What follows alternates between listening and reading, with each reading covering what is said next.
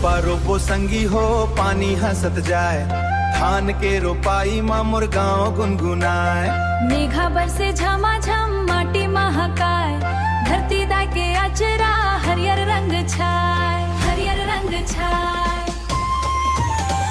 रोपा रोपो संगी हो पानी हंसत जाए, धान के रोपाई माँ मोर गाँव गुनगुनाए। धान के रोपाई मोर गाँव गुनगुनाए, धान के रो गाँव गुनगुनाए।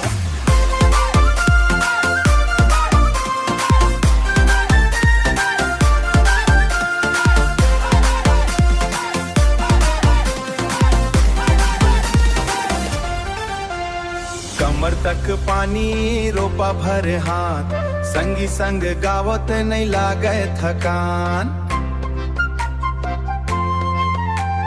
मांदर के थाप माँ गूंजे पर धान, सावन के संग माँ हंसे किसान, सावन के संग माँ हंसे किसान।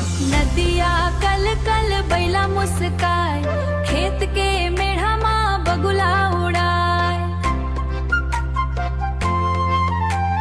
चाय के घूट आओ गरमा भजिया, रोपाई के दिन बन गे खुशिया, रोपाई के दिन बन गे खुशिया।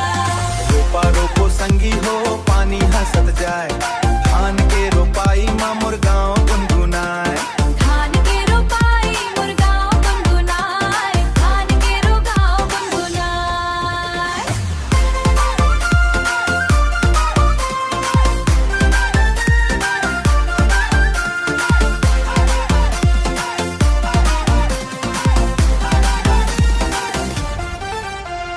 धरती दाई आशीष देवे, सोना जैसन धान उगे, किसान के मेहनत रंग लावे, हर घर खुशहाली आवे।